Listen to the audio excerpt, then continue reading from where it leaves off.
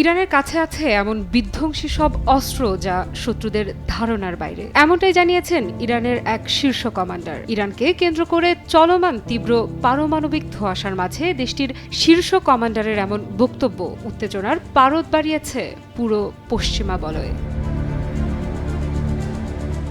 সম্প্রতি ইরানের সশস্ত্র বাহিনীর deputy chief of staff brigadier general Mohammad Reza Ashtiani এক সামরিক মহড়ায় এমন কড়া হুঁশিয়ারি দিয়েছেন যা পুরো বিশ্বে অস্থিরতা তৈরি করেছে। তিনি বলেন, আমাদের কাছে এমন অস্ত্র আছে যেগুলো সম্পর্কে আমরা এখনো পর্যন্ত কথা বলিনি এবং শত্রুর কাছে সেগুলোর কোনো তথ্য নেই। এই অস্ত্রের কিছু হয়তো আগামীতে সামরিক মহড়ার সময় পরীক্ষা করা হতে পারে।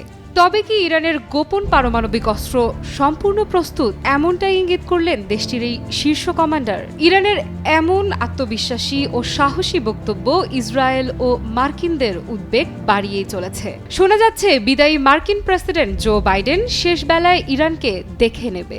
বেশ দ্রুত গতিতেই চলছে যুক্তরাষ্ট্রের ইরানের পারমাণবিক স্থাপনায় হামলার প্রস্তুতি, এমনটাই দাবি করছে মার্কিন সংবাদ মাধ্যম এক্সিওস। যদিও জবাবে ইরান জানিয়েছে যুক্তরাষ্ট্রের সামনে আলোচনার টেবিলে বসা ছাড়া আর কোনো পথ নেই।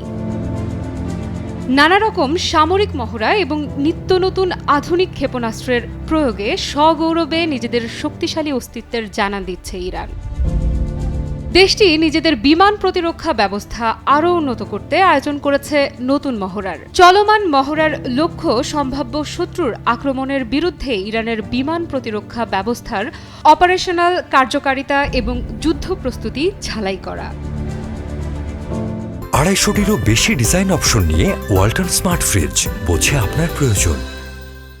এর আগে সম্প্রতি ইসলামী বিপ্লবী গার্ড ক্রপস বা আইআরজিসির স্থল বাহিনী ইরানের পশ্চিমাঞ্চলীয় কেরমানশাহ প্রদেশে একটি বৃহৎ আকারের এবং বিশেষায়িত মহড়ার আয়োজন করেছিল, যার কোড নাম ছিল পায়ম্বরি আজম প্রফেট 19।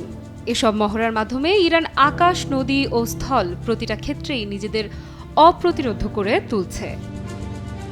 নিত্য নতুন মিসাইল উৎক্ষেপণ থেকে শুরু করে বড় বড় সামরিক মহড়ার মধ্যে দিয়ে নিজেদের ঝালাই করে নিচ্ছে খামেনির দেশ, যেন তাদের সামনে দাঁড়াতেই না পারে পশ্চিমা বলয় বা অন্য কোনো শক্তি। আফরিদা ইফরাত, নিউজ 24।